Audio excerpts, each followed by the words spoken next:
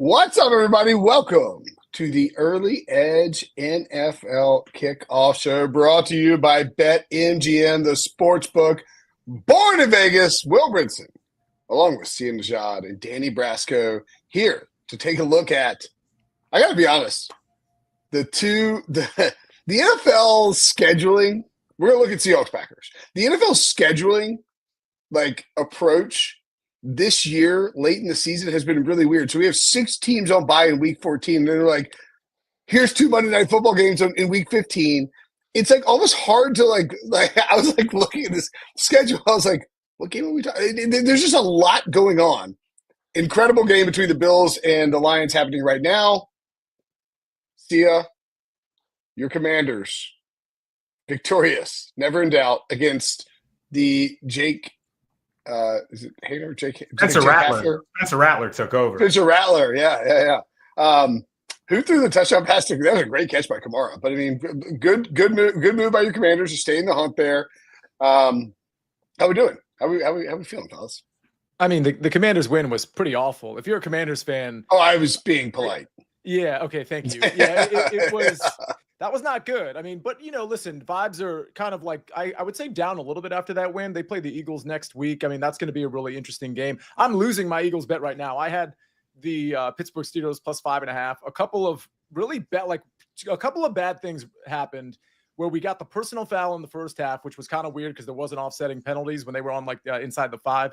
And then the fumble by Najee Harris.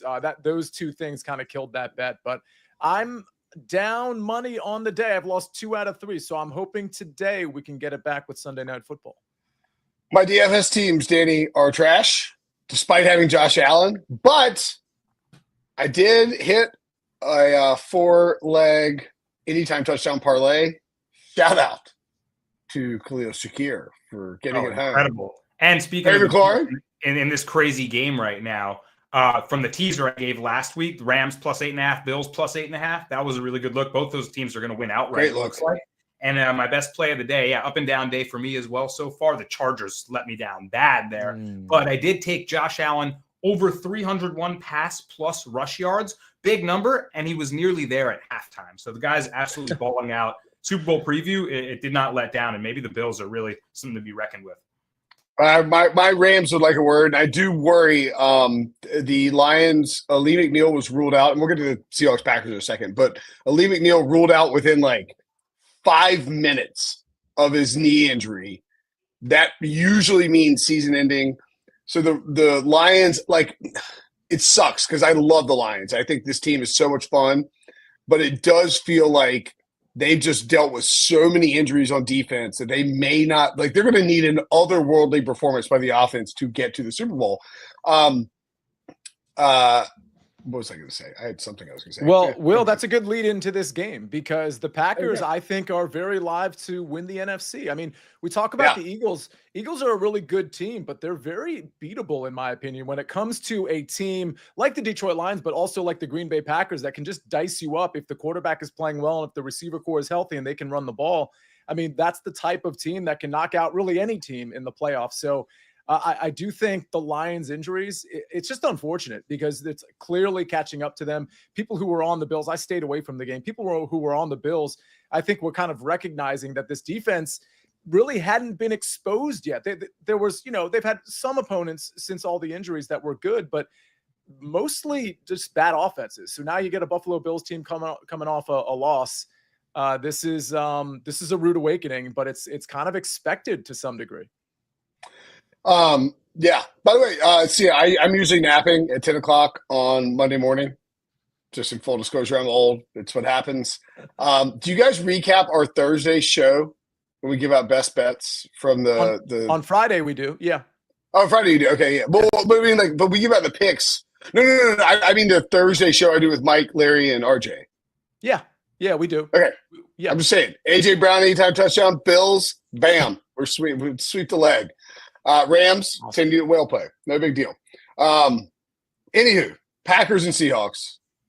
Fun game. Possible rematch in the playoffs on Sunday Night Football.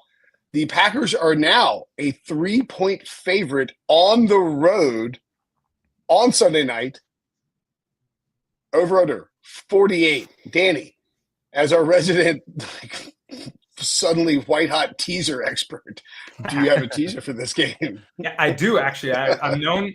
I know. I'm known in some local parts as the king of the under and the teaser god, and so I'm looking to fulfill my namesake there. But actually, it's been a while, so I'm getting hot with teasers. Let's stay with those. I do like this to be a competitive game. I see arguments for both sides, and you guys are going to talk more about each side of the spread. But I like them to stay within a possession. So Seahawks at plus 8.5. I see it's now moved to 3, but 8.5 is really the teaser number you want. I'm going to combine that with Vikings -1 tomorrow in a game that I think they handle the Bears. I'll talk about a little bit about that. But the Seahawks really, more than anything, their defense has sharpened up now that they've gotten fully healthy. And this secondary with Reek Woolen, Devon Weatherspoon, Julian Love, I mean, they're really, really good in the secondary. Their run defense was where you could beat them on the ground. Ever since they acquired Ernest Jones, they've gotten a lot better against the run now as well. And that Mike McDonald scheme that they were sort of getting used to has now seemed to set in, and they're playing really good football. So add that with a pass attack, Geno Smith, that, yeah, he can throw his interceptions, but JSN, DK Metcalf, and even without Kenneth Walker, Zach Charbonnet showed he can, fulfill his place, and he went off for a huge game yesterday. So they're running the ball well. I think they're doing a lot of things well on both sides of the ball. And as good as the Packers offense has been recently, I think the Seahawks can keep pace and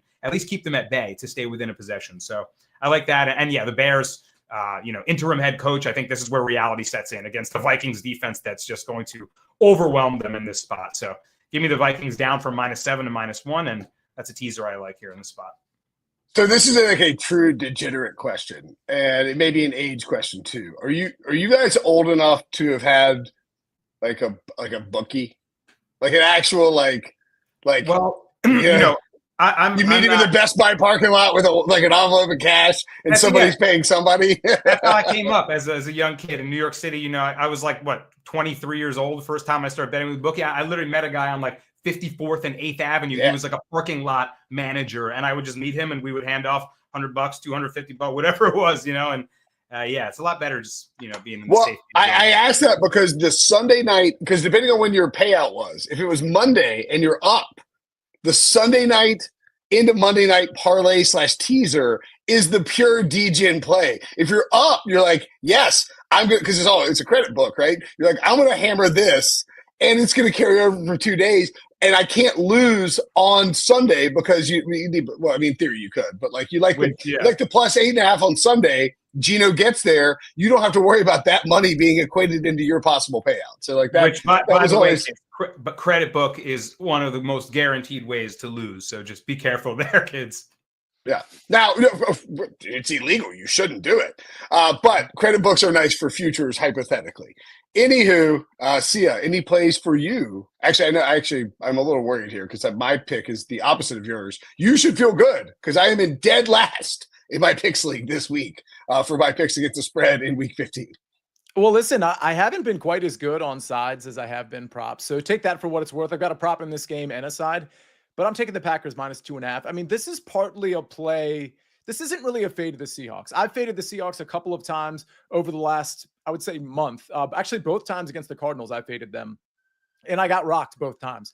This is more a play on the Packers than it is a fade on the Seahawks. I think the Seahawks are clearly good. The defense has clearly stepped it up post-bye. Offense has been a little inconsistent, but good enough. We saw what Zach Charbonnet did last week. JSN continues to improve. You got DK Metcalf.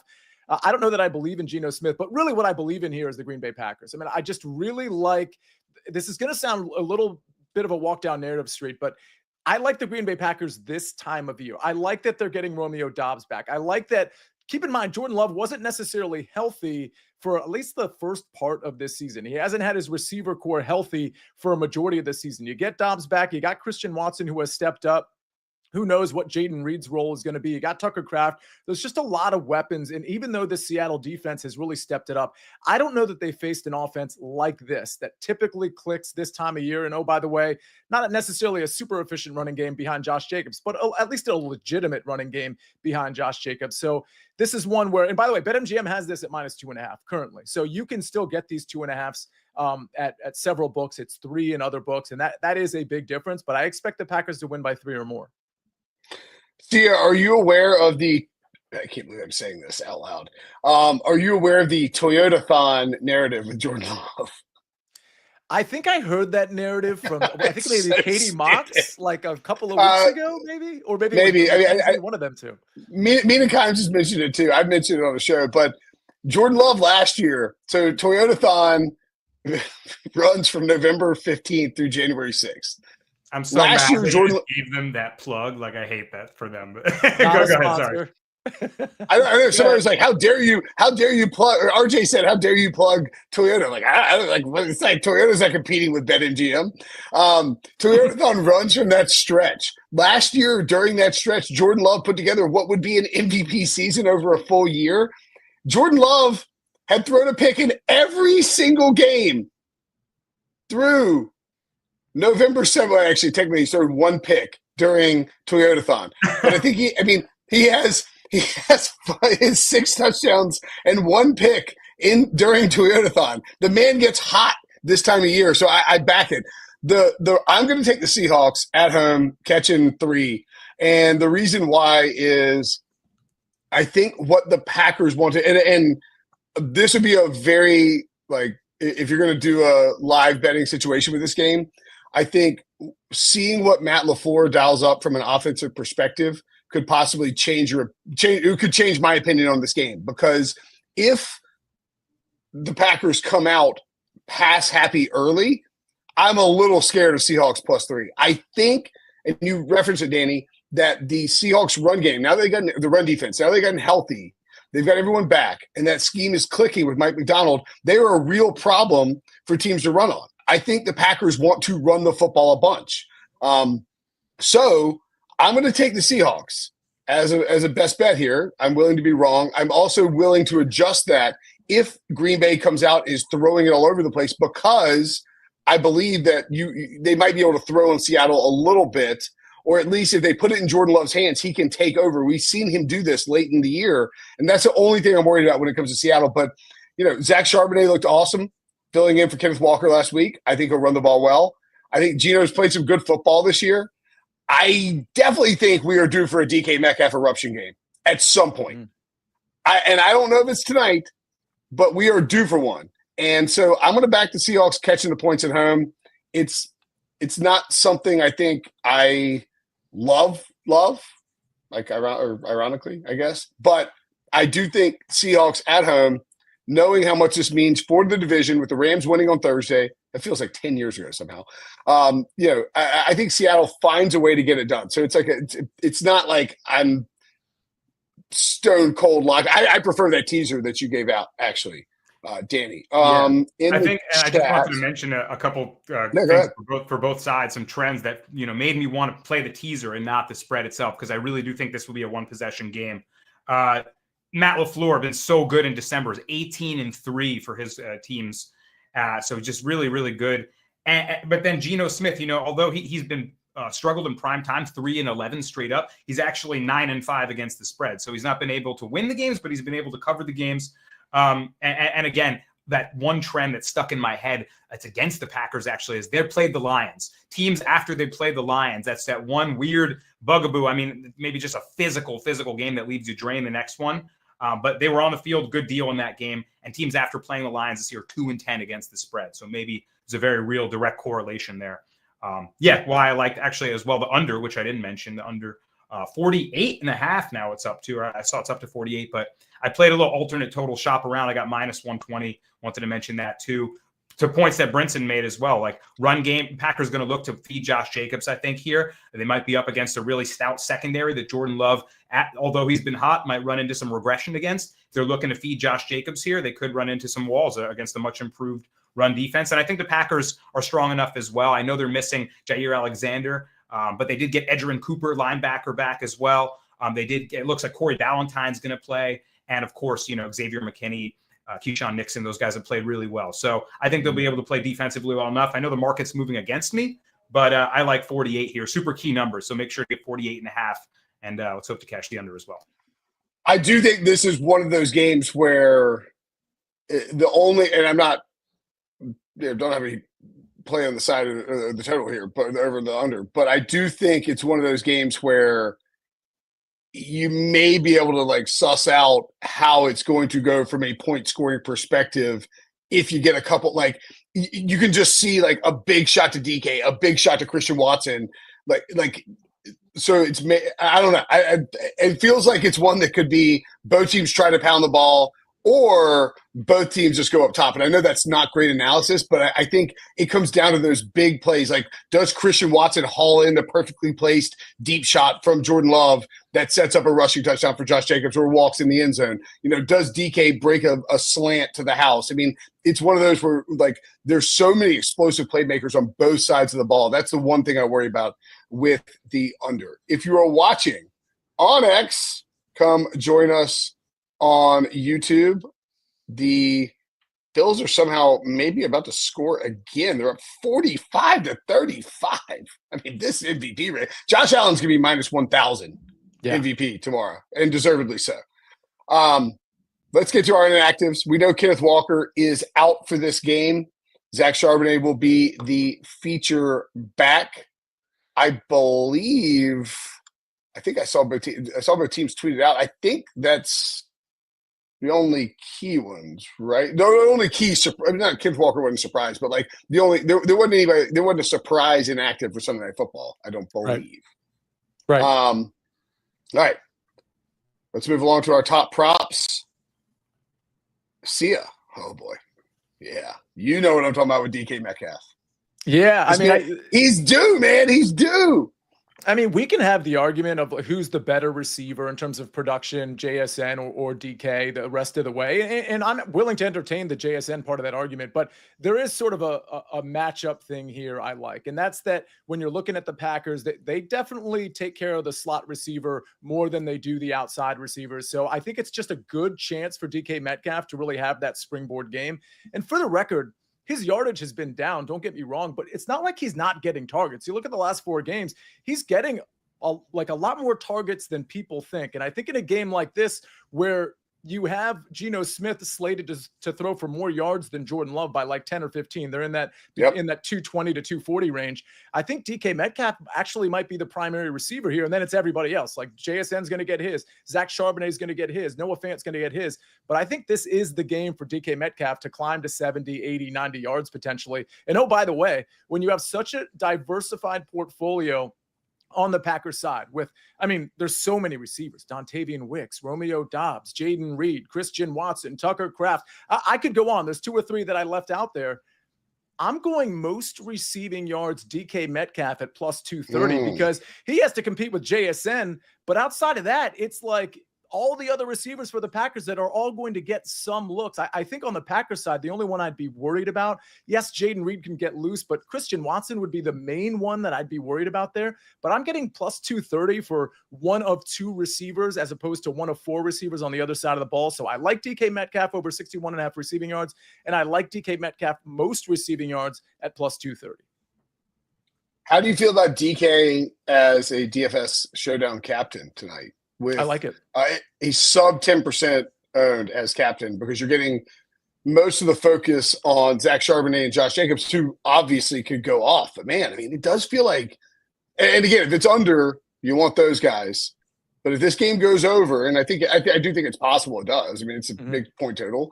That DK could just have that game, and we're looking back like, all right, he's that guy.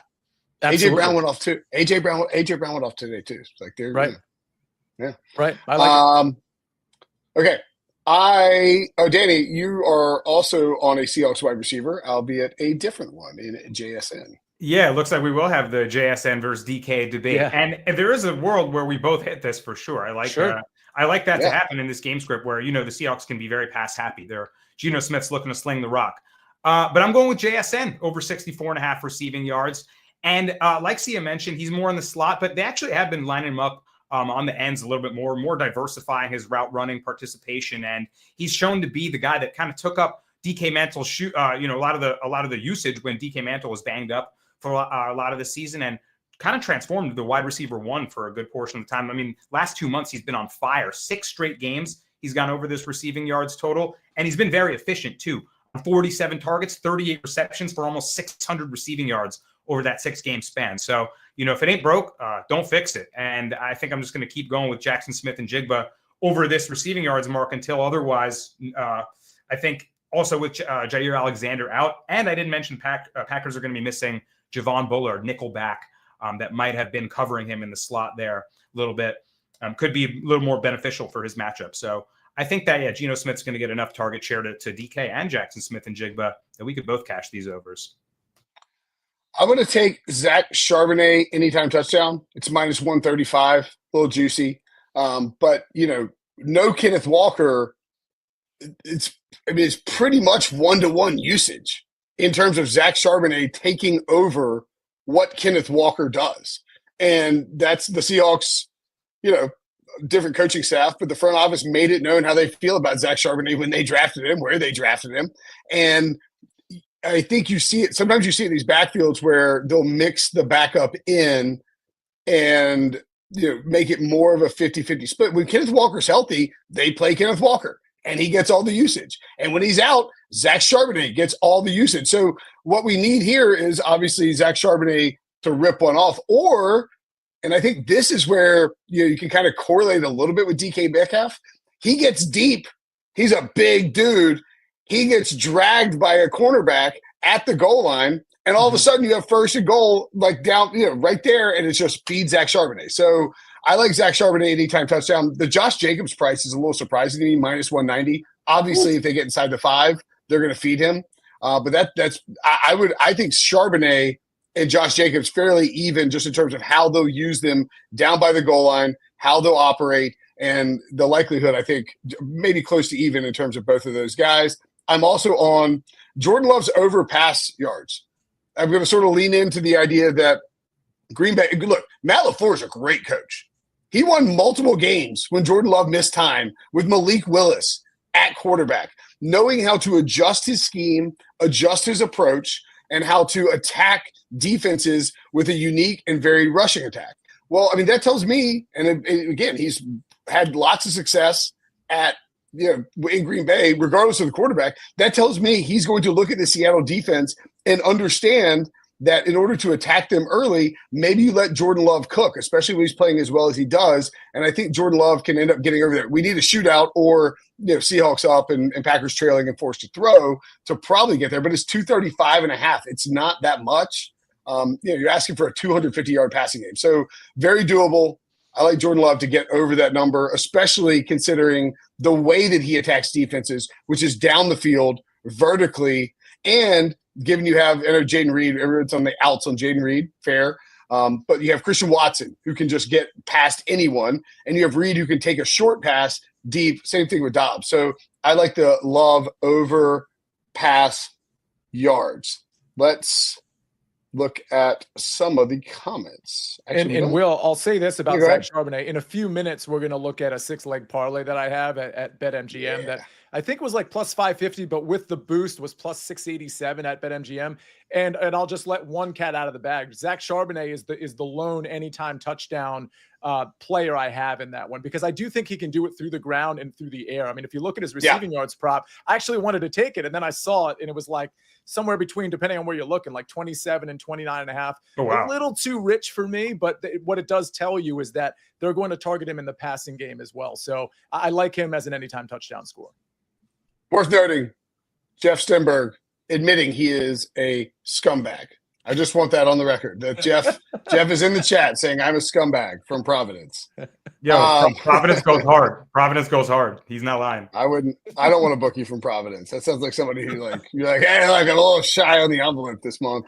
Don't have as many comments here. Thoughts on Jordan Love over 1.5 passing touchdowns from Ramo? I like the Love over passing yards more, primarily because when they get down to the goal line, it is a Josh Jacobs party. So you really have to rely on the Seahawks stonewalling them in the run game. And I don't even know if it matters. They might just feed Jacobs. So you kind of need some deep shots, some of those jailbreaks. I like the passing yards a little bit better. I agree. I always look at the 1.5 passing touchdowns for almost every game that I'm doing a show on. I couldn't really pull the trigger on this one. It's not that I hate it, but I agree with you, Will. There's just so much deference to Josh Jacobs. I think by the way, I mean, this is one of those situations where if they're down, then maybe they're throwing more touchdown passes, but I don't think any of us are looking to live bet like an over on touchdown passes. So this is a stay away for me. Yep. John, aka Buckets, is on Geno INT minus. I mean, you know the rules, chat. If Buckets gives out an interception prop, you roll with it. I mean, enough said. Right. Yeah, that's right. The best part of it, this is Jeff again, the best part about getting cooked during the day slate is knowing we have Sunday Night Football to get even. I'll get there by betting Christian Watson, 80 receiving yards plus 350. Sure. Could only take one play. I think Watson is one of those guys. I tell you what, if you want to do the whole reverse correlation parlay, this is a good game for it. Christian Watson and DK Metcalf, under receptions, over receiving yards. Both guys are explosive down the field. I like Watson too as the latter play today for sure. I mean, he's really stepped it up. There is no like number one wide receiver for this team. They just go through a rotation, and Romeo Doubs makes it more complicated. But if you told me that Christian Watson was going to have like 65 or 75 yards today, it wouldn't shock me. Yeah, that's actually why. I was just going to say, I also like Sia's play on, even though I'm on JSN, I like Sia's idea for DK Metcalf or Seahawks receiver, most receiving yards in the game, because of all these guys cannibalizing themselves, especially with Romeo Doubs back. Jaden Reed appears huge one game, then disappears. You don't know what you're going to get from him. I'd rather go on a Seahawks receiver than try to figure out who's going to be involved the most for the Packers. Yeah, and I think when you talk about Romeo Doubs, it's sort of more or less like a one-to-one like swap out for Dontavian Wicks. So they pull Wicks out, leave Doubs in. Watson plays his normal role. Jaden Reed plays his normal role. Jacobs plays his normal role. To me, that appears how they'll go. So like Wicks, I'm staying away from, but if Doubs is healthy and out there, I think it actually helps Watson for those deep shots where he gets a couple looks. Okay. Oh, okay. Everything. I was like, is that happening in my ear?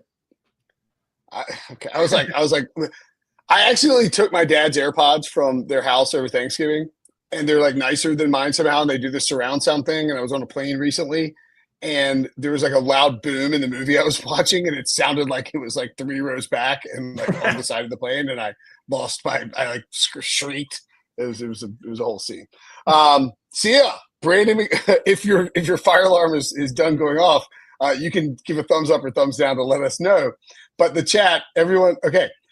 Sia has no official play on the Brandon McManus over 1.5 field goals this evening. So we will move on to Josh Jacobs over 78.5 rushing yards. Yeah, I mean, if you like the Packer, he's going to run a ton. His carries prop is 18.5, and it's heavily juiced to the over. The question is, how effective will he be against this Mike McDonald run defense? And I would lean towards I just wouldn't take anything rush yards related with Josh Jacobs, because I think the Packers may come out throwing, may try to run the football, may be unsuccessful, and then sort of abandon it. So you kind of have to end up in this one game script where the Packers have a lead and are running the football a bunch with Josh Jacobs to get there. That's just my thoughts on it. But yeah, I mean, clearly he's a workhorse. I do think, like you said, he's a workhorse. Like, they're going to feed him the rock. But I think he could have a Brian Robinson type game today. I was on his over rush yards. He ended up having 21 carries for 65 yards. Very inefficient. And the Seahawks were bottom of the league early on in the season against the run. Since week 9, they're ranked 4th in EPA against the rush. So Ernest Jones, that addition at linebacker, has been truly, truly significant. And I think that they continue to prove that they can stop the run. So I agree with Brinson. I would be a little concerned about Jacobs' rush plays. Tucker Kraft under yards. Yeah, I mean, they have a lot of weapons. You just don't know who's – I think one of the problems with Doubs coming back is maybe Kraft can kind of sneak around and get open.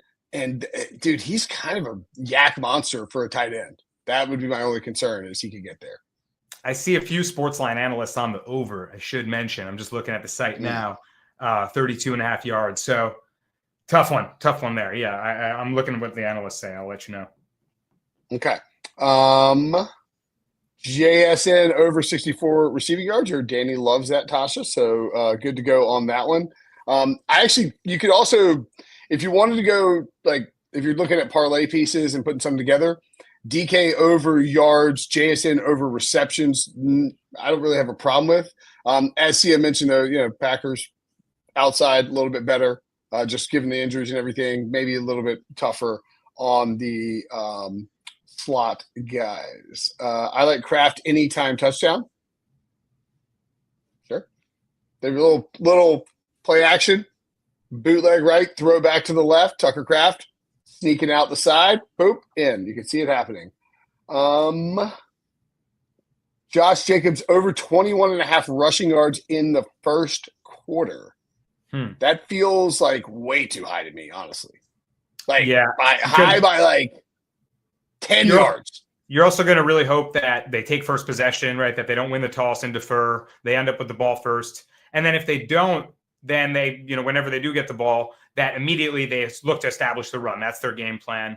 Unless you really have a sense that the coach has come out and said that, from his maybe a press conference earlier in the week, you're asking for an exact game script to happen right away. So feels a little sketchy. Precarious bet. I needed Jacobs T. This is just a shout out to Craig D. I needed Jacobs T to hit a 95-1 7-leg touchdown score parlay. I don't think that you can really hedge that. So just go win it, man. Don't cash out. Don't cash out. There's you get a fourth quarter Seahawks like the Packers are down 10, and again the pass interference thing, and Jacobs runs it in. So don't panic. It's minus 190. You set yourself up well. Ride it out. Yeah, and there's not too many books that offer a no TD hedge. So it's something you can shop around and look for that. But like you said, minus 190 for your last one. You got to feel good. I'm rooting for you, man. Go Jacobs. Somebody asked Sia, what book is DK most receiving yards on? Can you do like a YMCA thing, like MGM? I was gonna say like Britney Spears, like where so Pink if that you need one help. is on FanDuel. At least it was as of a little. Oh, FanDuel. All right, good to know. FanDuel it is. Charbonnet rush yards over 61.5. I mean, I don't mind it. I like the TD a little bit more, and maybe some of the receiving props just because he's involved in both things. But yeah, I think if I were doing Charbonnet, I'd probably go combo rush and receiving in the event that you get in a situation where the Seahawks are trailing because the Packers got out to a lead. They're pounding Jacobs, the clock's shortening, and Geno's dumping it off to him. He can pick up yards in a hurry in that type of situation. Okay. Yeah. And Seahawks, Abraham Lucas, a tackle for the Seahawks, has been back. They've been a lot better since he came back against the run game. So I actually lean to the over on that. Okay. See a thumbs up or thumbs down. Your parlay. Okay, I'll read Sia's parlay. Let's look at Sia's parlay. It is 6 legs plus 687. He has taken an alternate spread of the Packers plus 550, but it's boosted on BetMGM. Alternate spread of the Packers plus 4.5. DK 50 plus receiving yards. I feel good about that one. Romeo Doubs 25 plus receiving yards. Jordan Love 200 passing yards. Anytime touchdown scorer, Zach Charbonnet, love it. Christian Watson 25 plus receiving yards. And I mean, this is a great parlay. I would say, and like I'm saying this, no, like I have to rely on Sia's nonverbal cues to confirm whether I'm right or wrong. If you're feeling frisky, like you're up, you want to really go for gusto, you can even bump that Christian Watson up a little bit, knowing that he's a guy that could take a deep shot and you can increase the payout of there. But I think it's a fantastic look. You need one catch from Watson to get there, maybe 2 or 3 catches from Dobbs, 1 catch from DK. And I do think that this is a game, as Kevin Clark famously tweeted, the Seahawks don't play normal football games. This is a game that feels like somebody's going to have the ball late with a field goal and a chance to win. And I think that makes Packers plus 4.5 look very nice. Yeah. Watson anytime touchdown. Yeah. I mean, don't know what the number is, but if it's high enough, I certainly like it. I mean, it's one of those spots. Look, this is a huge game. I mean, we're getting down to brass tacks when it comes to the NFC playoff picture, and both of these teams need to win this game, knowing the Lions lost, Packers haven't played yet. Vikings haven't played yet. Packers are right there in it. Rams won on Thursday. Seahawks know they need to win. So like you're going to it's a big game. All right. Moving along to our first touchdown scorer bets. We've all had our first touchdown bet called back before, and BetMGM is giving you a second chance with BetMGM's Pro Football Second Chance. Place any first touchdown scorer bet. If your player doesn't score first but scores second, get your entire stake back in cash. No opt-in required. Here's how it works. You place a pregame straight first touchdown scorer bet in any NFL game. If your player scores the first touchdown of the game, you win your wager as normal. If the player scores the second touchdown of the game, you get your stake back in cash. It's that simple. Log into BetMGM for more details. All righty. Apparently, the Lions, Jared Goff hit J-Mo for a touchdown, and just did the Lions recover? Taron Johnson? Are you sure? Wow! All right, let's get this show. No way. Holy cow. It says Taron Johnson recovered, but I'm just looking on Gamecast. I could get an update real quick. Yeah, it says Lions. Well, I'm back. I can't tell. I'm watching the Googles. Oh, you see this back. Okay. It's 48-42. Like, aren't the Buffalo Bills good at this point? But yeah, Josh Allen just took knees. All right, Josh Allen took knees. It's over. It's a wrap. Oh, you scared us in the chat. Classic chat. Yeah. CBS catching some absolute bangers in terms of like CBS ratings. Good for us. What a game. Let's go. By the way, that alarm went off. I don't know if you caught the timing of it, but it was right around the time that we had given our like last play out on DK Metcalf. The pick was so fire that it actually set off the alarms. I know we got to get to first touchdown. I think we all got to bet DK Metcalf first touchdown, even though I like the Packers today. But I'm just saying, I think that was a sign. Just throwing it out there. Amen. I dig it. Man. Let's get to our first touchdown scorers. Do you guys ever feel like when you get into the doc and you see, like, I'm like if I'd been the first one in there, I think that I would have taken your pick and gone with DK Metcalf. I love it. I think it's a great look. I think both teams are going to try to be aggressive down the field early in this game to sort of, because both teams want to run the football, whether it's with Josh Jacobs or Zach Charbonnet. If you can get out there and get one of those like deep shots to either Christian Watson or DK Metcalf, like guys who can just beat anyone down the field, all of a sudden you can really settle in and let your running game cook. In the spirit of me and Ken's being robbed, week 1, Friday night. However, I am going to go back to the well. I think karma owes us a Jaden Reed first touchdown scorer. He's been a nothing burger. He killed me last week. He's killing everybody's fantasy teams. He's been terrible, but he is so explosive, and he's the type of guy when you talk about scheming stuff up, maybe your first look is Watson down the field. Seahawks are ready for it. Spoon's with him. You dump it down underneath to Jaden Reed. Boom, and he takes off, or you roll a jet sweep action with him by the goal line. So I'm going to go Jaden Reed, but in full disclosure, my FOMO as someone who's going to load up on DK Metcalf in DFS as the captain is with Sia and your pick here. Yeah, I'll go with DK. So keep something in mind. This is one of those, like the most receiving yards play. I don't like using the word system play. Like, I don't know that I have a quote system, but when certain things come up, like I just know that I'm going to take it. And so when I get a most receiving yards prop, for example, and I know there's 1 of 2 on one side and 1 of 5, or at least 4 on another side, I'm going to go with the plus 230 on the 1 of 2. With all of that said, I have the Packers in this game. I don't want DK Metcalf to be the first touchdown scorer. At least in theory, I don't. And the thing is, you look at Jaden Reed, you look at all those other receivers, it's not like their odds were long enough to justify picking 1 of the 4 or 1 of the 5, because we know Tucker Kraft is a red zone target too.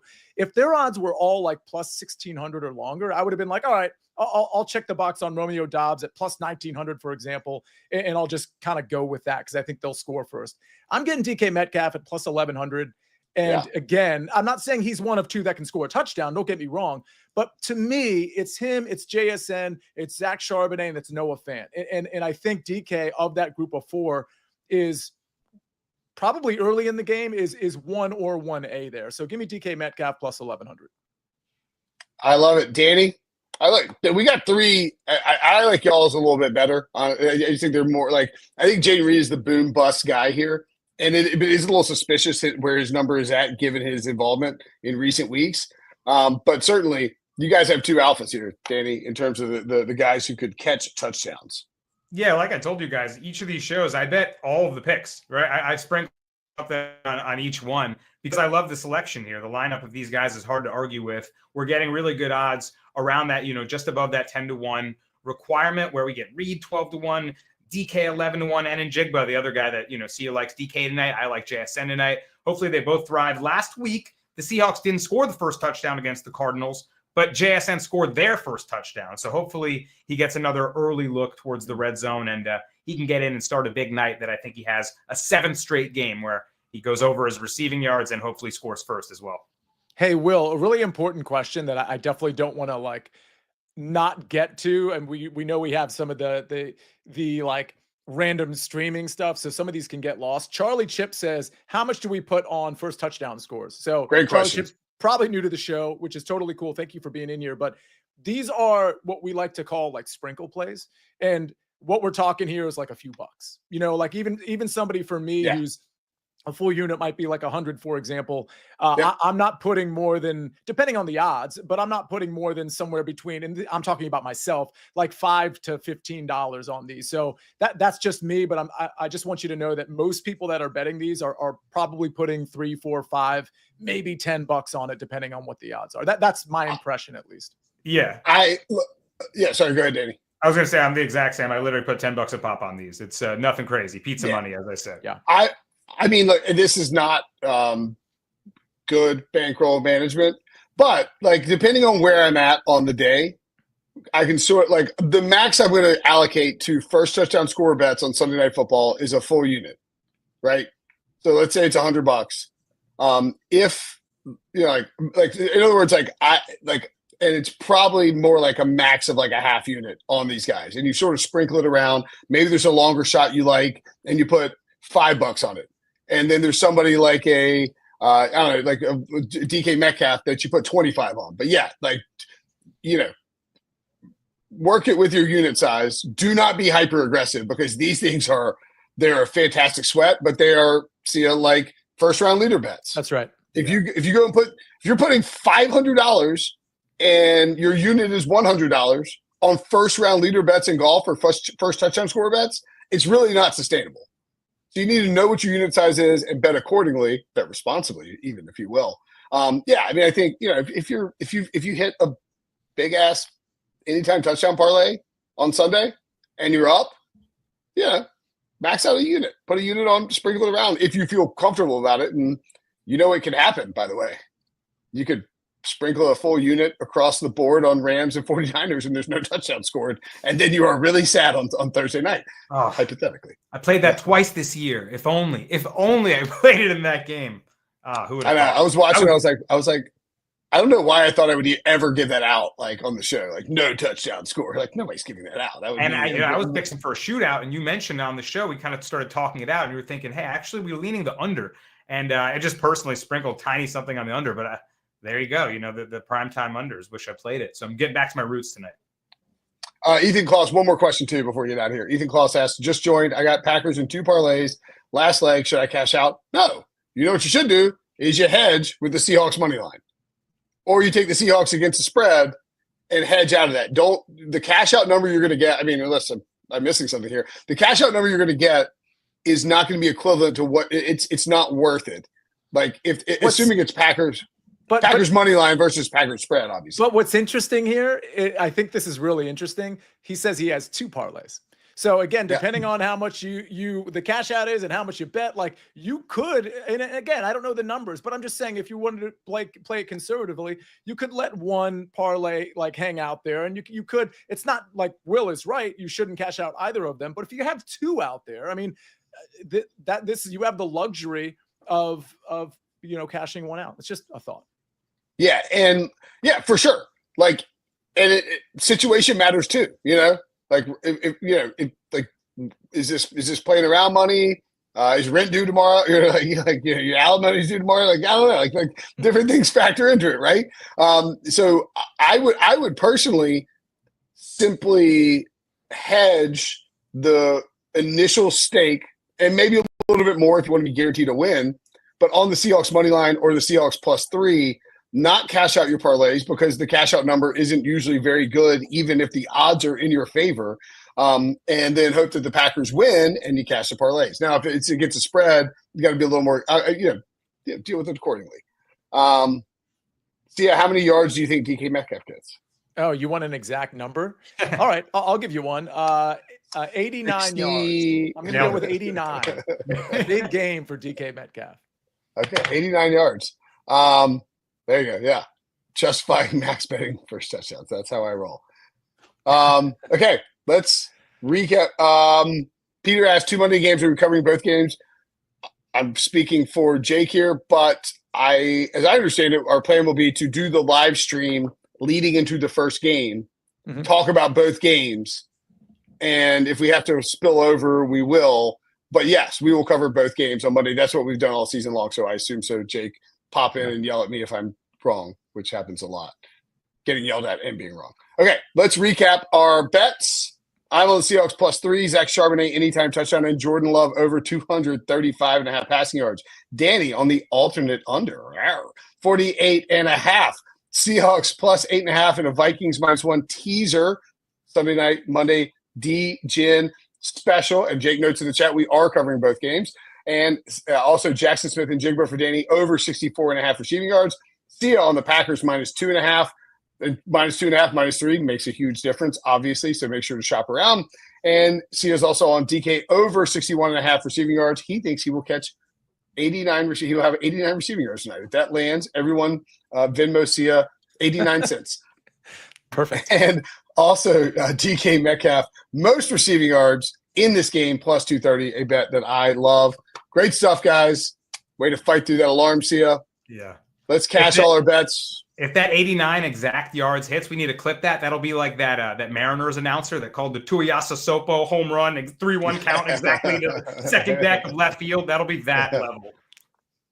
Mix it with a little Castellanos. All right, great stuff. For Danny, for Sia, I'm Brinson. Thanks for watching. Thanks for listening. Cash those bets. See you guys later.